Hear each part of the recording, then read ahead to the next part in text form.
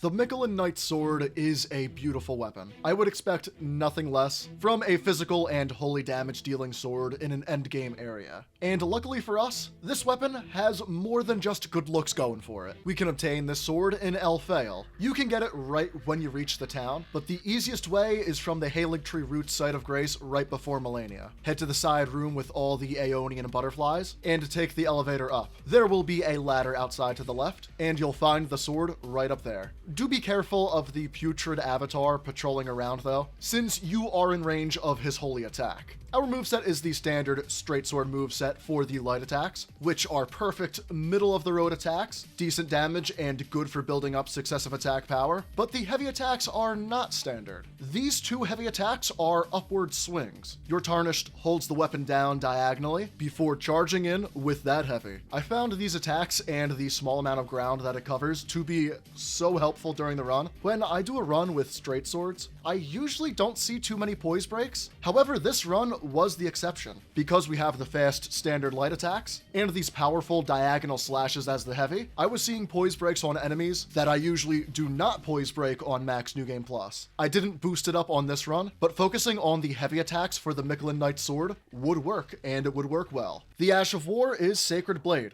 and it cannot be changed. Now, I'm never a fan of unique weapons not having unique Ashes of War, yet for this weapon, I can't complain. The Miquellan Knight's Sword is a split physical and holy damage weapon, and Sacred Blade gives us a ranged option with the Ash of War, and buffs our holy damage even further. So if we are to be stuck with a non-unique Ash of War, this is not a bad one to be forced on the weapon. Regarding spells, I only used Golden Vow. I was thinking of using some ranged holy attacks, but I wanted to concentrate on the sword, and Golden Vow gives us that 15% boost to attack power, and that 10% boost to damage negation. I am not using Flame Grant Me Strength this time. It only boosts physical and fire damage. This weapon does split physical and holy damage, so we're not even going to see the full boost to that incantation. For our playstyle, we want to start with a Flask, then Golden Vow, and then a Sacred Blade. The Ash can be used for an attack up close, an attack at range, or simply to buff the weapon with additional holy damage. We can try and throw in as many light attacks as possible to boost up our successive attack power, and then Sacred Blade throughout the fight when the enemy creates distance, or to rebuff the sword with that holy attack power boost. Another strategy is using the heavy attacks. This might not be as great for the successive attack power, but as I mentioned earlier, it will deal tons of poise damage, so this should be your go-to if you want to control the tempo of the fight. And through the implementation of either strategy, I found both of them to be rather effective. A couple weeks ago, I asked you,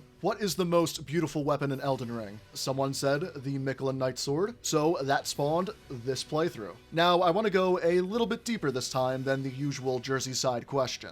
What is the most beautiful moment in a video game that you can recall? And it can be anything. A fight you performed really well, a cutscene you really liked, or even a moment where you stopped and took in the scenery, which is the most beautiful moment for me. I remember I must have been like 14 years old when Red Dead Redemption 1 came out. And in that game, I was riding from, I think, McFarland Ranch all the way to Armadillo. And to get there, there's a cliff you have to go down. But for some reason, I was on the edge of the cliff and it was sunset. And that is the first time in video games where I had to stop and just take in the scenery for a little bit and put the gameplay on pause. The late 2000s and early 2010s really saw your first games that you would call realistic looking. And the first Red Dead game was the one that really did it for me. I finally had to stop and stare, look at this art direction, and just take it all in. Nowadays, there are so many great looking games. In Elden Ring, at least once, if not multiple times a playthrough, I will stop riding wherever I'm going and just take a screenshot of the sky or some background or anything for that matter.